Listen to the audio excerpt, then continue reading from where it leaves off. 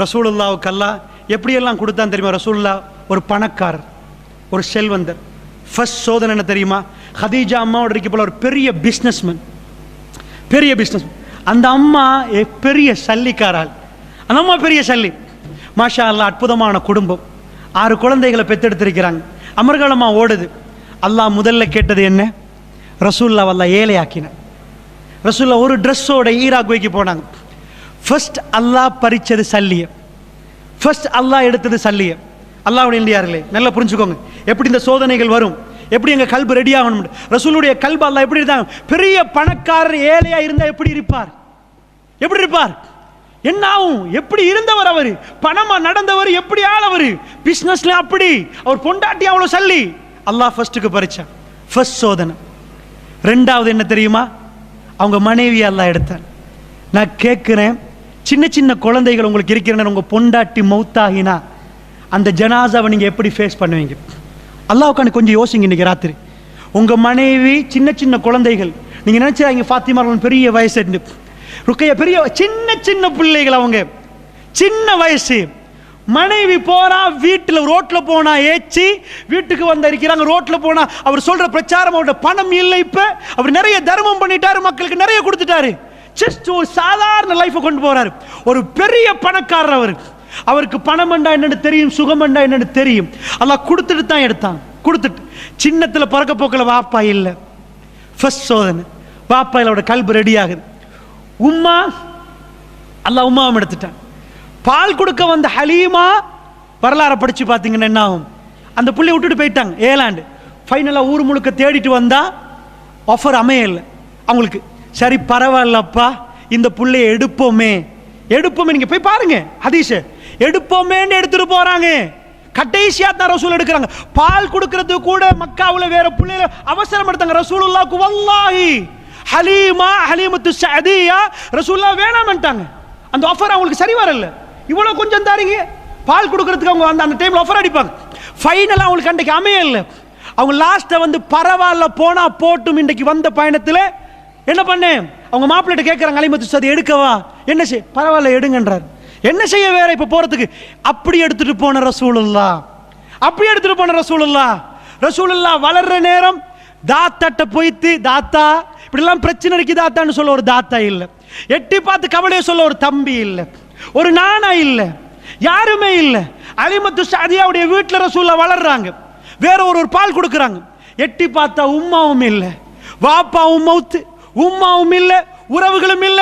அதனோட அல்லாஹ் வளர்த்தெடுக்கிறான். இப்படி அல்லாஹ் கல்பை ஸ்ட்ரெங்க் படுத்துறான். அல்லாஹ்வுடைய தூதர் அப்படி அப்படி எல்லாம் வர்ற நேரம் இது எல்லாம் தாங்கின பிறகு அல்லாஹ் நிறைய கொடுக்கிறான், பணத்தை கொடுக்கிறான். ஆனா ஒழுக்கத்தோட வாழ்றார், நேர்மையா நடக்கிறார். அல்லாஹ் ஒன்றை கொடுக்கிறான். ஹதீஜா அம்மாவை எடுக்கிறான். ஒரு வருஷத்துல 3 அட்டாக், ஹார்ட் அட்டாக் மாதிரி 3 அடி. ஹாமுல் ஹுஸ்ன் வரலாறு பற்றி ஒரு வியர் சொல்லுவாங்க, அடி வந்தா அடிச்சுட்டே இருக்குமென்று. ஒரு அடிக்கு மேல அடுத்த அடி. அல்லாஹ் உங்களை நேசிக்கிறான், அல்லாஹ் உங்களை நேர்மையா நடங்க, வல்லாஹி கதவை திறப்பான், வல்லாஹி கதவை திறப்பான். அல்லாஹ்வுடைய இல்லையார்களே, ஒரே ஆண்டி ஆயிஷா நாயிட்ட கேட்டாங்க ரசூலுல்லாஹ். ரசூலுல்லாஹ் என்ன சொன்னாங்க? கஷ்டமான நாள் பேசிட்டு இருக்கிறாங்க, சும்மா பேசுறாங்க ஆயிஷா நாய் ரசூலுல்லாஹ். ஆயிஷா நாய் சொன்னாங்க, யா ரசூலுல்லாஹ் உஹது நாள் தானே, உஹது நாள் தானே. ஏன் உஹது நாள்ன்றாங்க? ரசூலுல்லாஹ்க்கு பல்லால ரத்தம், இதால் ரத்தம். ரசூலுல்லாஹ் மயங்கி விழுந்துட்டாங்க. ஆல்மோஸ்ட் எல்லாரும் மௌத்துன்னு நினைச்சாங்க, ரசூலுல்லாஹ் மௌத்துன்னு நினைச்சாங்க. அதனால ஆயிஷா நாய்க்கு தெரிஞ்சது மதீனா வரலாறு. சொன்னாங்க, யா ரசூலுல்லாஹ், யா ரசூலுல்லாஹ் உஹதுடைய நாள். ரசூலுல்லாஹ் சொன்னாங்க, இல்ல தாயிஃப்ல நான் ஓட என்ன அடிச்சாங்களே அதான் கவலையான நாள். ரசூலுல்லாஹ் உஹது இல்ல ஆயிஷா, உஹது இல்ல, அன்றைக்கு நான் தனிய, உஹதுல நிறைய பேர் பல்லு உடைஞ்சிச்சு. தாயிஃப்ல நான் உங்கள்கிட்ட போய் கெஞ்சினேன், இஸ்லாத்தை சொன்ன யாருமே இல்லை, என்ன ஓட விட்டு அடிச்சாங்க. அவர் உளுந்தார், ரசூலுல்லாஹ் உளுந்தார். அது நடந்த ஆண்டுதான் அபூ தாலிப் செத்து போறார், அபூ தாலிப் மரணிக்கிறார். அந்த ஆண்டு, அதே ஆண்டு தான் ஹதீஜா அம்மா மௌத்தாகிறாங்க. அல்லாஹ்வுடைய நல்லடியார்களே, அல்லாஹ் கல்பை ஸ்ட்ரெங்க் படுத்தலாம். படிங்க, இது ஒரு வாழ்க்கை. வாழ்க்கை என்பது ஜேர்னி. ஏண்ட லைஃப்ல அடுத்தது என்னென்ன நடக்க போகுது தெரியும்? வல்லாஹி பெருசா நடக்கும். அது உண்மை, அது உண்மை. அல்லாஹ் நேசிச்சா பெருசா நடக்கும். உங்க வாழ்க்கையில பெருசா நடக்கும். வல்லாஹி நீங்க நேசிக்கிறதெல்லாம் அல்லாஹ் எடுத்து கேட்பான். சொர்க்கம் வேணுமா, நான் வேணுமா, அது வேணுமான்னு அல்லாஹ் கேட்பான். பதிலை ரெடி பண்ணுவதற்கு தான் இந்த களம். அல்லாஹ்வுடைய நல்லடியார், இது வாழ்க்கை நடந்தே ஆக வேண்டியது. இது நடந்தாகும், யாருக்கும் தப்பே இல்லாத ஒரு முஃமின் இதை நம்புறான். அடுத்த நாள் சுகம் இல்லை, அடுத்த நாள் இறைவனுடைய அன்பால் சுகம் அனுபவிக்க போறீங்க, அல்லாஹ்வோட பேச சுகம் அனுபவிக்க போறீங்க. இதான் அடுத்த நாள். என்னாச்சு?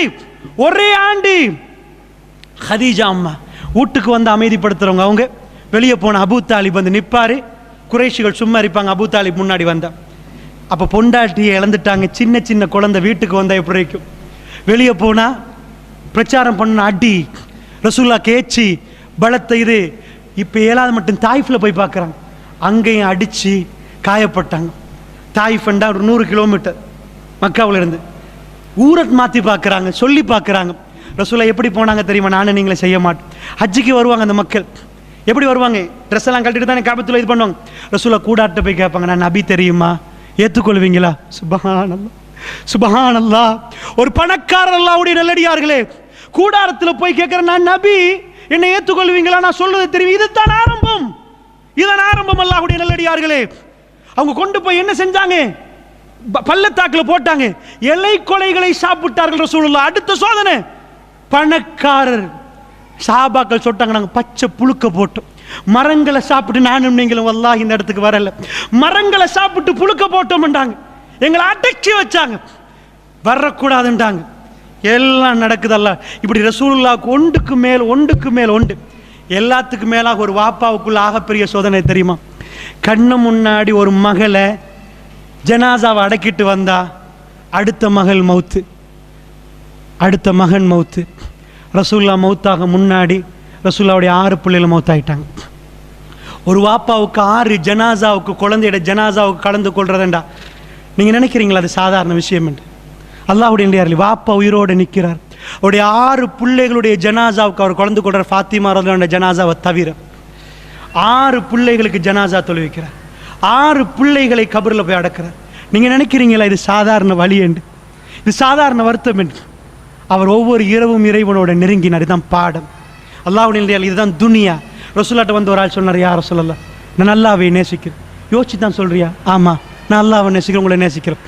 கடல் அலை வருவது போன்ற பிரச்சனை வரும் என்றாங்க ரசூலுல்லாஹ். ஏன்னா அவங்களுக்கு வந்துச்சு.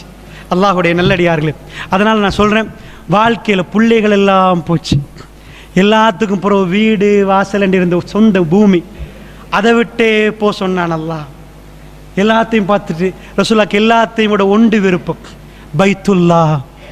அல்லாஹ்வுடைய தூதர் பறக்க போக்கிலே அல்லாஹ் அடையாளத்தை வச்சான், ஆமுல் ஃபீல், யானை ஆண்டு. யானைகள் வந்து காபாவை உடைக்கிறதுக்கு வந்த ஆண்டு தான் ரசூலுல்லாஹ் பிறக்கிறாங்க. ரசூலுடைய இயல்புலேயே காபத்துல்லாவோட ரசூலுல்லாவுக்கு ஒரு இறக்கம் இருந்துச்சு. புகாரில் ஒரு ஹதீஸ் வருவது, மக்காவில் ஒரு கல் இருக்குது, அவர் சாதாரண மனிதர், ஷஹீஹான செய்தி புகாரில் வருது, நான் கடந்து போவேன், அந்த கல் எனக்கு சலாம் சொன்னது, வளமையாக சொல்லும் அஸ்ஸலாமு அலைக்கும்.